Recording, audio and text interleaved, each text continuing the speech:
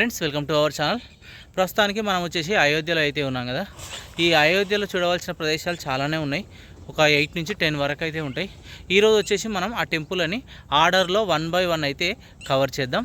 First అయితే మనమైతే ఇక్కడి నుంచి వెళ్దాం పదండి. ఇప్పుడు మనం చూస్తుంది అయోధ్య టెంపుల్కు మెయిన్ ఎంట్రన్స్. ఇక్కడ నుంచి జస్ట్ ఒక 3 కిలోమీటర్ల దూరంలో మనకు టెంపుల్ ఉంటుంది. ఇక్కడ నుంచి వెళ్తూ ఉంటే ఏంటంటే రాముల వారి చరిత్రను మొత్తం 2 వైపులా పెయింటింగ్ రూపంలో మనకు చూపించడం అయితే జరుగుతుంది. ఈ రోడ్ మాత్రం చాలా బాగుంటుంది. ఒక 1 కిలోమీటర్ ఉంటుంది. తర్వాత మనకు వచ్చేసి లతా మంగేష్కర్ చౌక్ వస్తుంది. అక్కడి నుంచి మరొక 1.5 కిలోమీటర్ వచ్చినామనుకో టెంపుల్ వచ్చేస్తుంది. నేను నిన్న నైట్ వచ్చినా కదా, ఆ చౌకు అదంతా మీకు క్లియర్గా చూపిస్తా. ఫస్ట్ ఏంటంటే నేను ఎక్కడున్నానో ఆ రూమ్ అయితే మీకు ఇప్పుడు చూపిస్తా.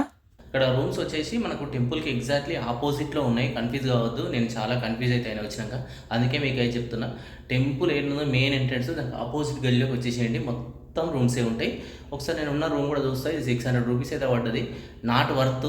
కానీ నైట్ వచ్చేసిన టైర్డ్ అయిపోయినా ఎత్తుకనీకి వీలు లేకుండా ఏదో ఒకటి అయితే తీసేసుకున్నా. ఒకసారి అయితే రూమ్ చూడండి.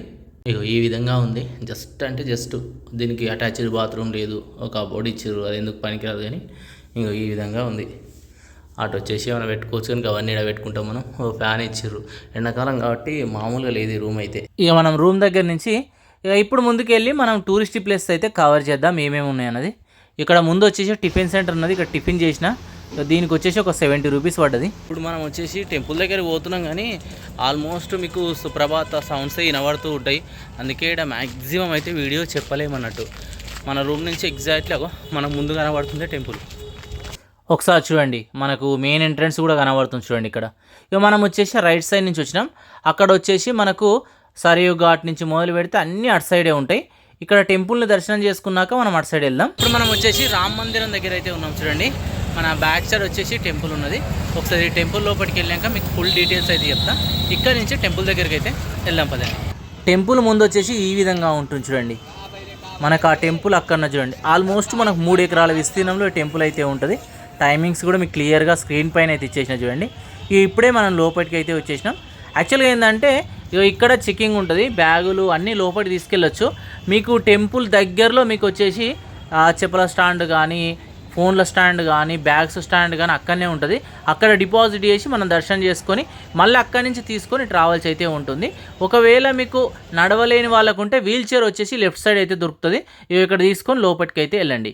ఆలయ చరిత్రకు వస్తే మాత్రం 500 సంవత్సరాల నుంచి పోరాడిన తర్వాత జనవరి 22, 2024 నాడు బాలరాముని ప్రాణప్రతిష్ఠ జరగడం అయితే జరిగింది. ఒకసారి చూడండి, కొన్ని చిత్రపటాలు అయితే చూపిస్తున్నా. ఇక్కడ రాములవారిని అయితే దర్శనం చేసుకోండి. ఇక్కడ దర్శనం చేసుకున్న తర్వాత ఇక్కడ నుంచి ఇలా బయటకి అయితే వచ్చేసేయండి. ఇక బయటికి రాగానే ఒకసారి చూడండి, ఇలా రైట్ సైడ్ అయితే మనం అయితే వెళ్ళాలి. ఇక్కడ నుంచి రైట్ సైడ్ వెళ్తే మనకు చాలా టెంపుల్ అయితే ఉంటాయి. ఒక్కొక్కటి అయితే చూపిస్తా. ఇలా ముందుకు వచ్చినాక చూడండి, మీకు హనుమాన్ గర్హి అయితే ఉంది. ఇక్కడ నుంచి లోపలికి అయితే వెళ్తున్నాం. ఆ ముందు కోటలా కనబడుతుంది, అదేంటనేది మీకు లాస్ట్ అయితే చెప్తాను. ఇక్కడ నుంచి మనం ఈ హనుమాన్ టెంపుల్కి అయితే వెళ్దాం పదండి. ముందు వచ్చేసి మీకు చాలా పెద్ద లైన్ ఉంటుంది. మార్నింగ్ 7 o'clock కాబట్టి చాలా తక్కువ లైన్ అయితే ఉంది. ఇక్కడ నుంచి ఆలయ లోపలికి అయితే వెళ్ళాలంటే మొత్తం మనకు వచ్చేసి 76 మెట్లు అయితే ఉంటాయి. ఈ 76 మెట్లు ఎక్కి మనం ఆలయ ప్రాంగణంలోకి అయితే చేరుకోవచ్చు. ప్రస్తుతానికి మనం ఆలయ ప్రాంగణంలోకి వచ్చినాం చూడండి. ఆలయం వచ్చేసి ఈ విధంగా ఉంటుంది. ఒకసారి చూడండి, అద్భుతమైన నిర్మాణ శైలిలో ఇక్కడ ఆలయం అయితే ఉంటుంది. ఇక్కడ నుంచి ఒకసారి స్వామివారిని చూపిస్తా చూడండి. ఇక్కడ లోపలైతే మనకు స్వామివారి దర్శనం ఇస్తారు. ఇక్కడ హనుమంతుడు ఏంటంటే తన తల్లి అయిన అంజనాదేవి ఒడిలో బాలరూపంలో అయితే మనకు దర్శనం ఇవ్వడం అయితే జరుగుతుంది. ఇక్కడ దర్శనం చేసుకోండి. ఇక్కడ దర్శనం చేసుకున్నాక ఇక్కడ నుంచి ఈ విధంగా బయటకు అయితే వచ్చేసేయండి. ఒకసారి చూడండి, ఇక్కడ నుంచి వ్యూ ఎంత బ్యూటిఫుల్గా కనబడుతుందో చూడండి. కొన్ని 100 సంవత్సరాల చరిత్ర అయితే ఈ ఆలయానికి అయితే ఉంది. ఇక్కడ నుంచి మనం బయటకు అయితే వెళ్ళిపోతున్నాం చూడండి. ఆ బయటకు వెళ్తూ ఉంటే అక్కడ ఒక రాజకోట కనబడుతుంది చూడండి. ఆ రాజకోట దగ్గరికి ఇప్పుడైతే వెళ్దాం. దీన్ని వచ్చేసి మనకు రాజద్వార్ మందిర్ అని పిలవడం అయితే జరుగుతుంది. ఇక్కడ నుంచి లెఫ్ట్ తీసుకొని ఇలా స్ట్రేట్ అయితే వెళ్ళాలి. ఇంకా షాప్స్ అయితే ఏం ఓపెన్ చేయలేదు. మార్నింగ్ 7 o'clock అవుతుంది. అందుకోసం ఇక్కడ చూడండి, ఒకసారి ఒక చక్రంలా ఉంచండి. మొత్తం లైటింగ్స్తో ఎంత బ్యూటిఫుల్గా కనబడుతుందో. ఇక్కడ నుంచి పై భాగానికి అయితే వచ్చేసిన. ఈ పై భాగానికి రాగానే మనకు ఇక్కడ హనుమంతుని గద కనబడుతుంది. ఇక్కడ 900 సంవత్సరాల పురాతనమైన రాజద్వార్ మందిరం అయితే కనబడుతుంది. ఇక్కడ హనుమంతుని కూడా చూడొచ్చు. ఈ ఆలయంకు పూర్వం ఏంటంటే శ్రీరాముని యొక్క రాజవంశస్థులు ఇక్కడ కోట యొక్క ప్రధానమైన ద్వారం అయితే ఉండేదట. అక్కడనే ఈ ఆలయాన్ని నిర్మించారు. ఇక్కడ చూడండి ఎంత బాగుందో. ఇక ఇక్కడ నుంచి మనం ఏంటంటే దశరథ మహల్ దగ్గరికి వెళ్తున్నాం. జస్ట్ పక్కనే ఉంటాయి ఇవన్నీ. మనం వచ్చేసి ప్రస్తుతానికి దశరథ మహల్ ఎంట్రన్స్ దగ్గర అయితే ఉన్నాం. చూడండి ఇదే ఎంట్రన్స్. ఈ దశరథ మహల్ స్పెషల్ ఏంటంటే దశరథ మహారాజు ఉన్నాడు కదా, శ్రీరాముని యొక్క తండ్రి, ఇక్కడనే నివసించేవాడట. ఆ నివాస గృహమే ఇది. ఇక్కడ వచ్చేసి మనకేందంటే త్రేతాయుగంలో నిర్మించబడిన ఈ భవనం రాముడు, భరతుడు, లక్ష్మణుడు, శత్రుఘ్నులు బాల్యం మొత్తం ఈ ప్లేసులనే వాళ్ళు ఉన్నారట. చూడండి వాళ్ళు ఆడుకున్న ప్రదేశమే ఇది. ఎంత అద్భుతంగా ఉందో చూడండి ఈ ప్లేస్ అయితే. రామమందిరంలో మనం చూసిన 6 సంవత్సరాల బాలరాముని విగ్రహాన్ని మాత్రం మనకు మైసూరుకు చెందిన అరుణ్ యోగిరాజ్ అనే శిల్పి 6 నెలలు ఎంతో కఠోరమైన దీక్షతో ఉంటూ ఆ స్వామివారి విగ్రహాన్ని నిర్మించడం అయితే జరిగింది. ఇక ఇక్కడి నుంచి మనం వచ్చేసి కనక్ భవన్ సైడ్ అయితే వెళ్తున్నాం. అదే స్ట్రీట్లో స్ట్రేట్ వచ్చినాం అనుకో, ఇక ఇక్కడ చూడండి కనక్ భవన్ అని రాసి ఉంటుంది. ఇలా రైట్ తీసుకొని జస్ట్ ఒక 200 మీటర్స్ నడుచుకుంటూ వచ్చినాం అనుకో మనకు మహల్ అయితే వస్తుంది. మనం వచ్చేసి కనక్ భవన్ దగ్గర అయితే ఉన్నాం. చూడండి మన బ్యాక్ సైడ్ వచ్చేసి టెంపుల్ అయితే ఉంది. ఇక్కడ నుంచి టెంపుల్ లోపలికి అయితే వెళ్దాం పదండి. లోపలికి వెళ్తూ ఉంటే చూడండి మహల్ ఎలా ఉందో. అయితే పురాణాల ప్రకారం రాముడు సీతాదేవికి వివాహం జరిగిన వెంటనే కైకేయి వచ్చేసి ఈ భవనాన్ని సీతమ్మ వారికి బహుమతిగా ఇవ్వడం అయితే జరిగిందట.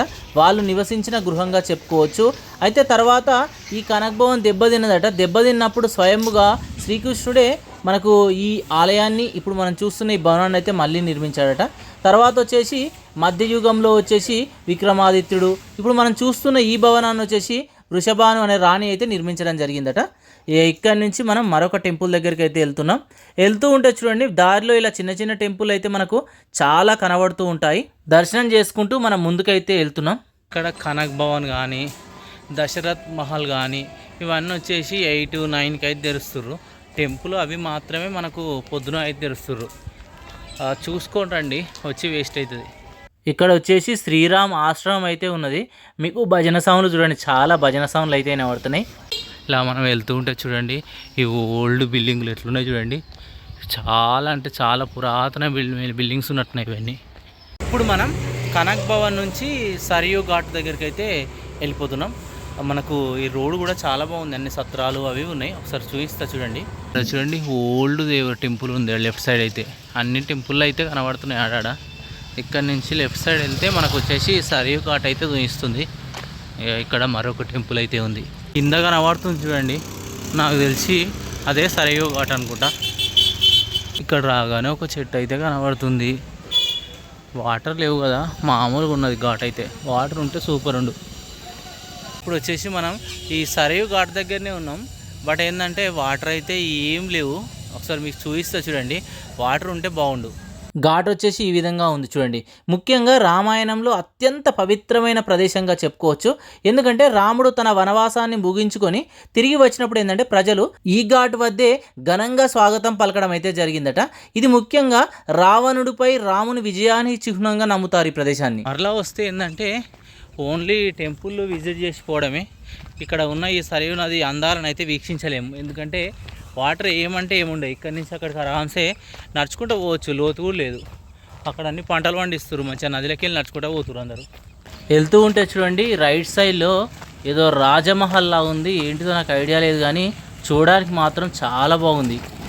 ఇక్కడ వచ్చేసి రామునికి సంబంధించిన అనేకమైన చిత్రపటాలు అయితే వేసారు చూడండి ఈ ఘాట్ పైన. ఈ ఘాట్ దగ్గరలో అన్ని ఇట్లా వేసారు చూడండి, ఎంత బాగున్నాయో. ఇలానే చూసుకుంటా ముందుకు వెళ్తున్నాం.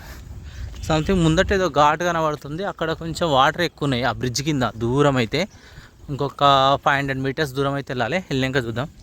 మనకి అయోధ్యలో ఏంటంటే మీకు ఎక్కడ చూసినా కోతులు కనబడతాయి. మామూలుగా ఉండవు కోతులు అంటే, అన్నీ అవి అడుగడుగున కోతులే ఉంటాయి. కొంచెం జాగ్రత్తగా ఉండాలి. అంతే, మనం ఫోన్లు ఇట్లుంటే ఎత్తుకొని ఉరుకుతాయి. బ్యాగులు కూడా అంతే, చూసుకోవాలి. అక్కడి నుంచి ముందుకు వచ్చినాం సరియు ఘాట్ నుంచి. అయితే యాక్చువల్గా ఏంటంటే 2 నదులు కలుస్తున్నట్టున్నాయి కదా. అక్కడ చూడండి, ఇక్కడి నుంచి ఈ మధ్యలోకి వస్తున్నాయి. నాకు తెలిసి అక్కడ వాటర్ ఉన్నాయి కొన్ని. మామూలుగా ఏంటంటే వర్షాకాలంలో ఈ ప్లేస్లో వాటర్ అనేది చాలా హెవీగా ఉంటాయి. ఈ టైంలో అందుకే తక్కువ ఉన్నాయి. ఈ సరియు నదిని ఏంటంటే పవిత్ర నదిగా అయితే అందరూ కొలుస్తారు. వేదకాలం నుండి ఈ సరియు నదికి చాలా ప్రాముఖ్యత ఉందన్నట్టు.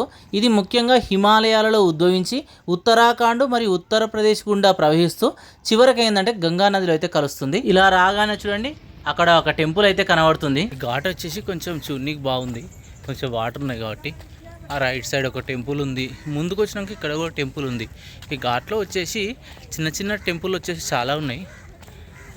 బోట్లు అయితే మస్తు ఉన్నాయి, ఒకసారి చూపిస్తా చూడండి. ఇక్కడ నుంచి ఇక నది వ్యూ వచ్చేసి ఇక్కడ నుంచి ఈ విధంగా ఉంది. ఇక్కడ మొత్తం బోటింగ్ ఏరియా. మీరు ఒకవేళ బోటింగ్ చేయాలంటే ఇక్కడ నుంచి బోటింగ్ అయితే చేయొచ్చు. వాటర్ ఎక్కువ ఉన్నప్పుడు బోటింగ్ చాలా సూపర్గా ఉంటుంది, కానీ ఇప్పుడు వాటర్ వచ్చేసి చాలా అంటే చాలా తక్కువ అయితే ఉంది. వచ్చేసి వాటర్ బ్రిడ్జ్ అయితే ఉంది, ఇది చాలా ఫేమస్ ఇక్కడ. ఒకసారి చూపిస్తా చూడండి మీకు. ఇక్కడ చూడండి ఓల్డ్ మొత్తం మనకి ఇక్కడ ఏంటంటే ఆ నది నుంచి ఇక్కడ స్నానాలు చేయడానికి నీళ్ళు అయితే ఎత్తిపోవడమే జరుగుతుంది. పార్కింగ్ అంతా ఈ ఏరియా ఉంది లెఫ్ట్ సైడ్. కొంచెం ముందుకు వెళ్తే మీకు వ్యూ అయితే కనబడుతుంది, చాలా అంటే చాలా బాగుంటుంది. ఇక చూడండి ఈ బ్రిడ్జ్ పైకి అయితే వచ్చేసాం. ఇదంతా మనకు న్యూగా నిర్మించారు అన్నట్టు. ఇక్కడ నుంచి చూడండి నది ఎంత అందంగా కనబడుతుందో చూడండి. అందరు స్నానాలు అయితే చేస్తారు. వ్యూ చూస్తారు కదా ఎంత బ్యూటిఫుల్గా ఉందో. ఇక్కడ నుంచి మనం కిందికి అయితే వెళ్దాం. ఇక కిందికి వచ్చినాక చూడండి ఇక్కడ చాలామంది అయితే స్నానాలు చేస్తారు. మంచిగా వాటర్ ఫ్లో ఎక్కువ ఉన్నది అన్నట్టు చూడండి. ఈ ప్రదేశాన్ని ఏంటంటే రామ్కి పహిడి అని అయితే అంటారు. వావ్, ఇక్కడ నుంచి చూడండి ఎంత బ్యూటిఫుల్గా ఉందో. ఇక్కడ నుంచి మనం నడుచుకుంటూ ముందుకు వెళ్దాం. ఒకసారి ఇక్కడ పైకి వెళ్ళి చూద్దాం, ఈ లెఫ్ట్ సైడ్ నుంచి. ఇప్పుడే పైకి వచ్చినాం. ఒకసారి ఇక్కడ నుంచి వ్యూ కూడా చూడండి ఎంత అద్భుతంగా కనబడుతుందో. రైవ్ ఘాట్ దగ్గర చూడండి వాటర్ ఎంత ప్రవహిస్తున్నాయో. ఇక్కడ నుంచి కొంచెం ముందుకు వెళ్తే మనకు నాగేశ్వరనాథ్ మందిర్ అయితే ఉంటుంది. ఆ మందిర్ని అయితే చూద్దాం. అలా ముందుకు వెళ్తూ ఉంటే చూడండి ఎంత అద్భుతంగా ఘాటు వ్యూ కనబడుతుందో. ఇక్కడ రైట్ సైడ్ వచ్చినాక ఇగో మళ్ళీ ఒకటి ఎక్కేనా చూడండి, ఎక్కి చూపిస్తా. ఇగో ఇక్కడ నుంచి వ్యూ ఇంకా బాగా కనబడుతుంది. అగో మనం లెఫ్ట్ సైడ్కి వెళ్ళి వచ్చినాం చూడండి. ఇగో ఇక్కడ మొత్తం స్నానాలు చేస్తారు. అటు సైడ్ వచ్చేసి మనకు రోడ్ అయితే ఉంటుంది. అలానే మీకు లాస్ట్ వరకు వెళ్తే లతా మంగేష్కర్ చౌక్ అయితే వస్తుంది. మనం ఏంటంటే ఇక్కడ వచ్చేసి నాగేశ్వరనాథ్ మందిర్ని దర్శనం చేసుకున్నాక అటు సైడ్ అయితే వెళ్దాం. ఇక ఇప్పుడు మనం టెంపుల్ దగ్గరికి అయితే వచ్చేసాం చూడండి. ఇగో టెంపుల్ ఎంట్రన్స్ ఈ విధంగా ఉంటుంది. ఇక్కడ నుంచి మనం లోపలికి అయితే వెళ్దాం. లోపలికి రాగానే వ్యూ వచ్చేసి ఈ విధంగా కనబడుతుంది చూడండి. ఈ ఆలయ నిర్మాణం ఏంటంటే పురాణాల ప్రకారం ఈ ఆలయాన్ని శ్రీరాముడి కుమారుడైన మనకు కుశుడు నిర్మించాడని చెప్పడం అయితే జరుగుతుంది. ఇలా రాగానే చూడండి ఇక్కడ దేవతామూర్తులు అయితే లెఫ్ట్ సైడ్ కనబడుతున్నారు. మెయిన్ ఆలయం వచ్చేసి ఇలా స్ట్రేట్ సైడ్ అయితే కనబడుతుంది చూడండి. ఇక్కడ నుంచి లోపలికి వెళ్తే అక్కడ స్వామివారి దర్శనమిస్తారు. కుశుడు ఇక్కడ ఈ ఆలయాన్ని నిర్మించడానికి కారణం మాత్రం సరైన నదిలో స్నానం చేసేటప్పుడు ఏంటంటే భుజకీర్తి వచ్చేసి నదిలో పడిపోయిందట. దానిని వచ్చేసి నాగకన్య తీసుకొని వచ్చింది. ఆ నాగకన్య ఏంటంటే శివభక్తురాలట. ఆమెను వచ్చేసి ఈ కుశుడు వచ్చేసి వివాహం చేసుకున్నాడు. ఆమె కోసం శివుని ఆరాధన కోసం వచ్చేసి కుశుడు ఈ ఆలయాన్ని నిర్మించాడు అని చెప్పడం అయితే జరుగుతుంది. నాగేశ్వరనాథ్ మందిర్ దర్శనం చేసుకున్నాక కొంచెం ముందుకైతే వస్తున్నాం. ముందుకు వస్తే మరొక టెంపుల్ కూడా ఉంది. ఇలా టెంపుల్ చాలా ఉన్నాయి చూస్తూ ఉంటే చిన్న చిన్నవి. ఈ ఘాట్ చుట్టూ మనకు ఆలయాలే కనబడుతున్నాయి. ఇక్కడి నుంచి మనం నడుచుకుంటూ వచ్చేసి లతా మంగేష్కర్ చౌక్ అయితే వెళ్ళిపోతున్నాం, చౌరస్తాకు. ఎందుకంటే అక్కడ వచ్చేసి వీణా ఉంటుందట, అక్కడికి వెళ్ళి అయితే చూద్దాం. స్నానాలు వచ్చేసి అటు సైడే చేస్తుర్రు ముఖ్యంగా. ఇక్కడ మధ్యలో అయితే చేస్తలేరు, ఎందుకేమో తెలియదు. ఆ ఘాట్లో అయితే చాలామంది అంటే చాలామంది చేస్తుర్రు. అయితే దంచి కొడుతుంది, తిప్పి కొడితే 8:30, 9 అవుతుంది. కానీ ఇప్పటికే ఎండ అయితే ఫుల్ స్టార్ట్ అయిపోయింది. ఇదంతా మనకు వచ్చేసి సరేయు అది ఆల్మోస్ట్ మనకేందంటే అటు సైడ్ ఎండిపోయింది. ఇదంతా న్యూగా ఏర్పాటు చేసిరట, ఒకప్పుడు లేదు ఇక్కడ. ఎందుకంటే అక్కడ అయితే స్నానాలు చేయడం కష్టం, ఇక్కడ స్నానాలు చేయడం అవన్నీ ఈజీ. అక్కడ ఒక టెంపుల్ చూడండి, ఏం టెంపుల్ చూడండి ఎంత బాగుందో. ఇక్కడ ఉన్నాయి కూడా అంతా న్యూ కన్స్ట్రక్షన్ కూడా చాలా బాగా కడుతురు. లతా మంగేష్కర్ చౌక్ అంటున్నాం కదా, అటు సైడ్ అయితే ఉంది. ఇట్లా స్ట్రేట్ వెళ్ళి అక్కడి నుంచి ఇలా లెఫ్ట్కి అయితే వెళ్దాం. మెయిన్ రోడ్ వరకు అయితే రీచ్ అయిపోయాను చూడండి.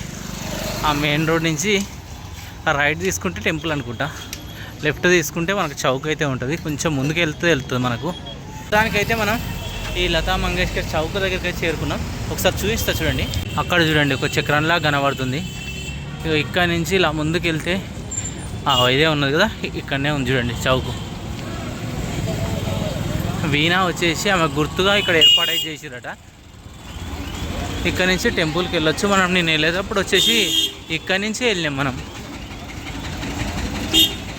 ఆ లెఫ్ట్ సైడ్ కనబడుతుంది మొత్తం మీకు సరి ఉన్నది. ముందు నుంచి వెళ్తే ఇక మొత్తం నది పంటే వెళ్ళిపోతాం. ఇక్కడ వచ్చేసి వీణా స్టాచ్యూ అయితే ఉంది. ఇక ఇక్కడ నుంచి ఇలా స్ట్రేట్ వెళ్ళామనుకో బస్ స్టాప్ దగ్గరికి అయితే వెళ్ళిపోతాం, ఇలా స్ట్రేట్. ఒకసారి ఇక్కడ నుంచి మీకు ఏంటంటే అయోధ్య రూట్ చూపిస్తా చూడండి, టెంపుల్ రూటు. ఇక మరొక సైడ్ నుంచి వచ్చేసి ఈ విధంగా కనబడుతుంది చూడండి. ఇక్కడ ఏంటంటే మంచిగా ఫోటోలు దిగడానికి అయితే ఏర్పాటు చేసారు. ఇక్కడికి వెహికల్స్ కూడా రాకుండా పెట్టారు మంచిగా ఫొటోస్ కోసం. బాగుంది ప్లేస్ అయితే, మెయిన్ ఏరియా అన్నట్టు ఇది. ఇక ఇలా కార్నర్కి వస్తుంది చూడండి, హనుమంతుని టెంపుల్ అయితే కనబడుతుంది. ఇక్కడ కనబడుతుంది చూడండి హనుమ. రాముడు వచ్చేసి తన భుజాల పైన కూర్చున్నాడు చూడండి. మీకు స్టార్టింగ్లో చూపించింది ఈ రూటే స్టేటు. రాముల వారి చరిత్ర మొత్తం చిత్రపటాల రూపంలో ఉంది అక్కడ. ఇక్కడేదో చక్రం ఉంది, వాటర్ కూడా చూడండి ఫ్లో అవుతుంది, ఫౌంటైన్ లాగా ఏర్పాటు చేసేది. ఇక్కడ నుంచి సరిగ్గా కనబడతలేదు, ఈ సైడ్ నుంచి చూపిస్తా చూడండి, ఇంకా బ్యూటిఫుల్గా కనబడుతుంది. ఆ లాస్ట్కున్న చక్రం లాంటి దేవుని అవతారం. ఇక ఇక్కడ వచ్చేసి ఇలా చక్రం అయితే ఉంది చూడండి.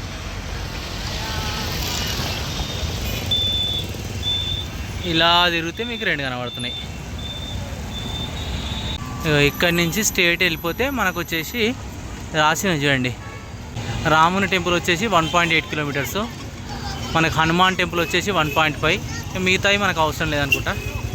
ఇక్కడి నుంచి స్ట్రేట్ అయితే వెళ్ళిపోవాలి. నడుచుకుంటూ వెళ్తే స్ట్రీట్స్ చూడవచ్చు, సాధ్యమైనంత వరకు ముందుకైతే వెళ్దాం. ఇక ఇలానే స్ట్రేట్ వెళ్ళిపోవాలి. ఇక స్ట్రేట్ వెళ్ళిపోతే ఒక్కొక్క టెంపుల్ వస్తూ ఉంటుంది. రోడ్ ఎంత బ్యూటిఫుల్గా ఉందో చూడండి. యాక్చువల్గా వచ్చేసి నైట్ టైంలో అయితే ఇంకా చాలా బాగుంటుంది లైటింగ్స్లో. అటు సైడ్ వచ్చేసి నది మనం చూసుకుంటూ వెళ్తున్నాం. ఇక బస్ స్టాప్ ఇవన్నీ కూడా మంచిగా డిఫరెంట్గా ఉన్నాయి. ఇలా ఇట్లా గేట్లు కూడా పెట్టారు చూడండి. ఎప్పుడన్నా ఫుల్ ట్రాఫిక్ అది ఉన్నప్పుడు ఇక్కడి నుంచి లోపలికి అలౌ చేయరన్నట్టు. మొత్తం స్వీట్సే చూడండి. ఇక్కడ ఏంటంటే హనుమాన్ టెంపుల్కు స్వీట్స్ అయితే తీసుకెళ్తారు, స్వీట్స్ దండ. అక్కడ ఏముందో కోనేరు లాగా అయితే రైట్ సైడ్ ఉన్నట్టు అనిపిస్తుంది. అక్కడ అన్ని బ్యాటరీ వెహికల్సే అడుగున మనకు. మళ్ళీ మనం స్టార్టింగ్ హనుమాన్ టెంపుల్ ఎంట్రన్స్ దగ్గరికి వచ్చినాం చూడండి. ఇక్కడ నుంచి వెళ్తే హనుమాన్ టెంపుల్ ఉంటుంది. ఈ లెఫ్ట్ సైడ్ వచ్చేసి చూడండి, ఇక్కడ ఒక కుండ అయితే ఉంటుంది, కోనేరు చూపిస్తా. ఇక ఈ లెఫ్ట్ సైడ్లో చూడండి ఈ కోనేరు కూడా మిస్ కాకండి. ఇక ఇంతటితోని మనకు అయోధ్యలో చూడవలసిన ప్రదేశాలు ఆల్మోస్ట్ కంప్లీట్ అయితే అయిపోయినాయి. ఈ అయోధ్య మొత్తాన్ని మనం ఒక హాఫ్ డేలో అయితే ఈజీగా కవర్ చేయవచ్చు. మంచిగా టూర్ ప్లాన్ చేసుకొని ఇక్కడికి అయితే రండి. Thank you.